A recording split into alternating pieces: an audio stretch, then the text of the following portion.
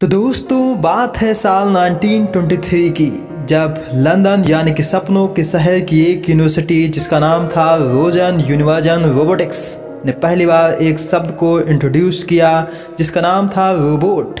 और फिर उसके 33 साल के बाद यानी कि 1956 में एक साइंटिस्ट आए जिनका नाम था जॉन मैकार्थी ने पहली बार एआई यानी कि आर्टिफिशियल इंटेलिजेंस शब्द का यूज किया। और फिर उन्होंने एक प्रोग्रामिंग लैंग्वेज बनाई जिसका नाम था LISP यानी कि लिस्ट प्रोसेसिंग। और इसका काम था कि डिजाइन करना मैनिपुलेशन ऑफ डाटा स्ट्रिंग को। और तभी से जॉन मैकार्थी को फादर ऑफ एआई कहा जाता है। और आगे के सफ़र को इस वीडियो में जारी रखेंगे, लेकिन उससे पहले एआई क्या है, ये कैसे वर्क करता है, इसके प्रॉफिट क्या हैं, लॉस क्या हैं, और फाइनली ML और एआई में क्या डिफरेंस है, इन सब को इस वीडियो में कंप्लीट डिस्कस करेंगे। लेकिन उससे पहले मैं विनय कुमार आप सबका अपने channel trillion choice story the best way to learn space science पर वेलकम करता हूँ। तो देखिए, हम इंसान जब कंप्यूटर की अगली ताकत के बारे में खोज रहे थे, तभी क्या मशीन भी हमारी तरह सोच सकती है या नहीं, ये ख्याल हम लोगों के मन में आ रहे थे। और एक शब्द निकल कर के सामने आया जिसका नाम था एआई यानी कि आर्टिफिशियल इंटेलिजेंस। आर्टिफिशियल मीन्स होता है मैन मेड कोई चीज़, और इंटेलिजेंस मीन्स होता है थिंकिंग पावर। यानी अगर हम किसी मशीन को इस प्रकार से डिजाइन करें कि वो मनुष्य की भांति सोचने कार्य करने की क्षमता रखे, तो उसे ही हम एआई कहेंगे। लेकिन अब कठिनाई ये आ रही थी कि आखिर ये सब किया कैसे जाए।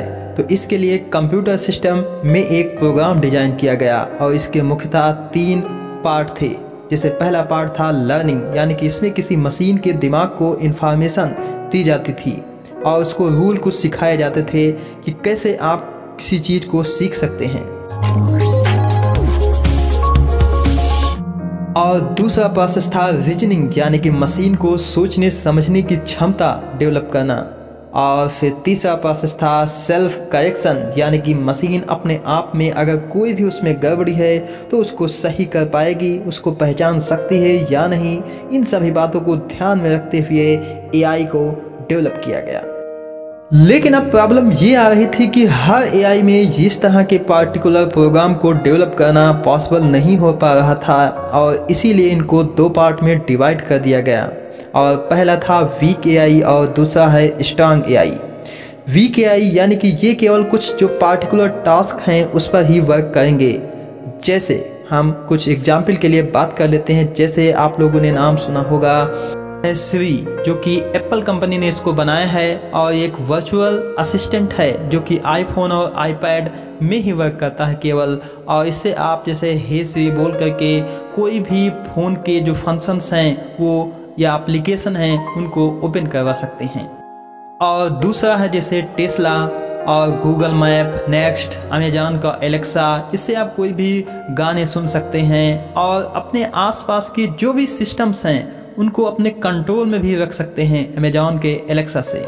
दूसरा अब हम बात करते हैं स्ट्रांग एआई, यानी कि ऐसे एआई जो कि मनुष्य की तरह सोचने समझने की क्षमता रखते हैं। जैसे पहला है एसिमो, जो कि होंडा कंपनी ने सन 2000 में बनाया था, और इसे टोक्यो यानी कि जापान में रखा गया है। दूसरा है नाओ, और तीसरा एआई जिसका नाम है सोफिया, और इसको 25 अक्टूबर 2017 को सऊदी अरब की गवर्नमेंट ने पूर्ण रूप से नागरिकता भी अपने देश की दे दी।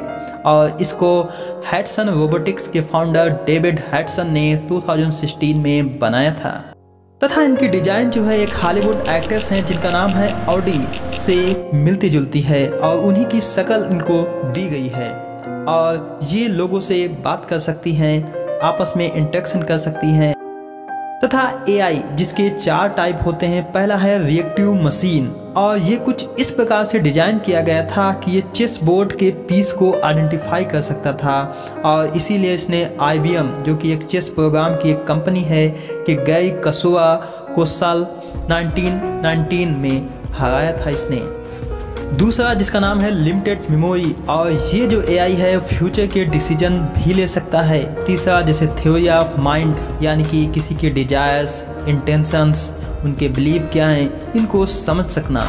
और चौथा जिसका नाम है सेल्फ अवेयरनेस, यानी कि ये करंट स्टेज को समझ करके उसके अनुसार इंफॉर्मेशन कलेक्ट करके दूसरे को समझा सकता है, और इसको हम नेचुरल लैंग्वेज प्रोसेसिंग यानी कि NLP भी कहते हैं। आगे अब हम बात कर लेते हैं कि इसका प्रॉफिट कहाँ कहाँ पर है, कहाँ हम इसका यूज कर सकते हैं। तो इसका यूज किया जाता है जैसे health care, business, chatbot, education, finance, law, manufacturing, यानी कि जैसे बहुत बड़ी बड़ी कंपनी है तो वहाँ पर जो भी सामान है उसको बनाने के लिए बहुत बड़े बड़े AI का यूज किया जा सकता है।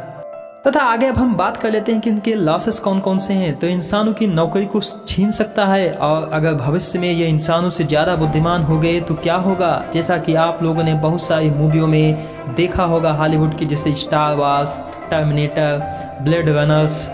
तथा एक इंटरेस्टिंग पॉइंट भी लास्ट में डिस्कस कर लेते हैं, जैसे बॉब और एलिस, दो फेसबुक ने AI बनाए थे, जिसको हम AI नहीं ये कह सकते हैं कि ये दो चैटबॉट थे, और इन दोनों में ये बात आपस में ही बात होने लगी थी, और फिर इसको हम इंसानों में समझ पाना मुश्किल हो गया था, और फिर बहुत मुश्किल से जाकर के कंप्यूटर प्रोग्राम को शट डाउन किया गया।